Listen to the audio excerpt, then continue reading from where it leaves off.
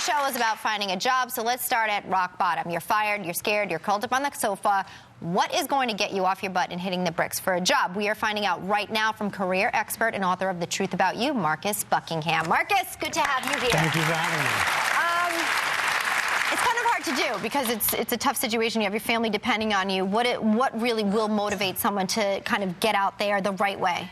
Well, the first thing that you're going to have to feel the emotional part of this. I mean, most of you probably don't. It's a mourning process, too, when you lose your job. Yeah, it is. I mean, you're not going to skip to work every day, but when you lose a job, you're going to have feelings of loss. You're going to have days when you feel denial, days when you feel angry, want to blame everyone, days when you want to be feeling as though basically that you're not going to have a chance to get up and get started. You're going to feel depressed. Hopeless. When you feel that hopeless, when you have those feelings, not to be too cheery here, but when you have those feelings, I think you don't fight them. You don't blame yourself for them. You let them wash over you, feel them, and move on.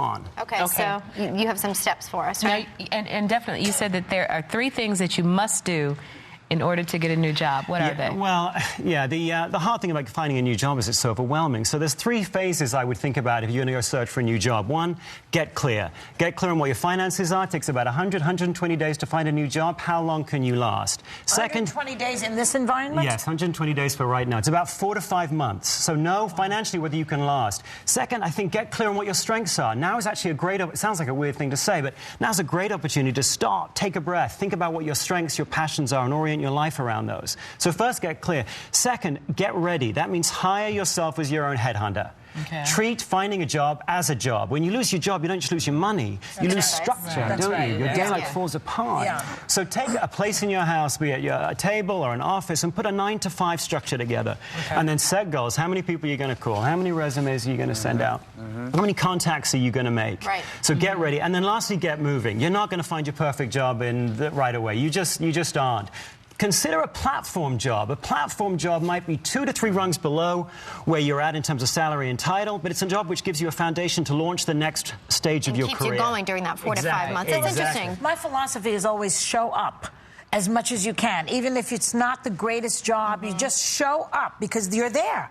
As Woody Allen said, 90% of life is showing up. It is showing up. Okay, you're going to do something different today. We have about half of our audience, or most of them, looking for jobs. They're out of work right now. And so you're going to actually go into the audience and see how much these men and women know about getting hired, okay? So you're going to talk about the buddy system, too, right, Marcus? Yeah, you think right. that's important? One of the hardest things, Elizabeth, about being unemployed is you lose your co-workers, you lose your team, don't you? It gets, for those of you that aren't employed, it gets lonely. So would you raise your hands if you would, if you have a friend who's recently lost their job? Hands up if you've got a friend who's recently lost their job. All right. When was the last time that you called them? Probably last week. And what is it that you talked about? Well, you know, you try to keep their spirits up. You know, I'm in the same boat. You want them to know that we're together, we can do this, we can prosper for a minute. Do you have a set time when you're going to call them every week? No. Okay. Probably like random. You absolutely need to do this. You have a buddy system, an accountability partner, somewhere every week can keep you accountable for the promises that you make to yourself. Like working Wednesday? Make it Wednesday. Working Wednesday? Absolutely. Wednesday? Yeah, I'll call you on Wednesday. But for everyone here, before you leave, for those of you that are out of work, please make sure that you set up a time with somebody here. Get a phone number or a phone or an email, something that allows you to connect to somebody in the audience to be your accountability partner. Okay, and keep each other on track. What about, you say there are 3 questions that employers will ask, right, Marcus? No matter what the job, there's 3 questions you're going to be asked. One is, of course, the classic, what are your strengths? By far the most common answer is, I like working with people. Okay, never say that. You need a verb. What are you doing? Are you selling to the people, saving people, organizing the people? Give me a verb. Next question, of course, is what are your weaknesses? Let me just try this. If you don't mind, on national TV, what are your weaknesses? I would say that I probably have a tendency to hold on to work, and so I've been working on delegating and becoming a better people manager. Okay, not a bad answer under pressure here, but one of the challenging things about that question is everyone always twists weaknesses around to make them sound like strengths. My weakness is that I just care too much. My standards are too high. Okay, don't do that. What is your weakness, Marcus?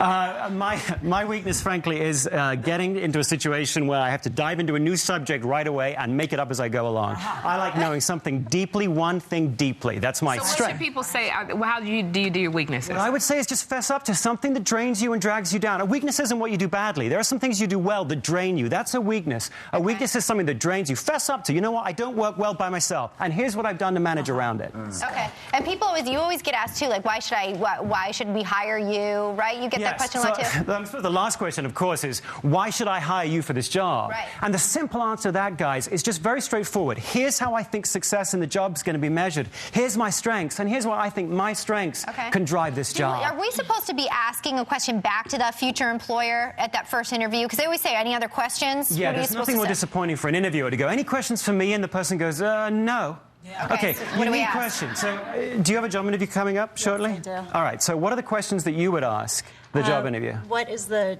culture of the office? What's the environment like? Okay, that's a perfect question. Always ask that question. If for no other reason than when you come back for a second interview, you can refer back to what you learned about the company. Okay. Now, Sure. are there some just definite no-nos that we should not be doing in an interview? There are a number. I'd give you three. Okay. One, never be rude. Being late, by the way, is being rude. Never be rude. Whoa. Second. Thank goodness I got this job already. Never lie. You're going to be found out before the interview or after. Never lie. And then last, when somebody asks you about your achievements, always share the credit. Companies want people who can make their team better. So the more you can show that you made the team better, the more attractive you'll be to a So job. I worked on a great team. Smile. Well, smile if it's authentic to you. Don't fake a smile. Otherwise, for some people, it looks like a grimace. I just have one thing. Would you say to people, please, to stop posting things on MySpace and Spacebook or whatever it is it's called?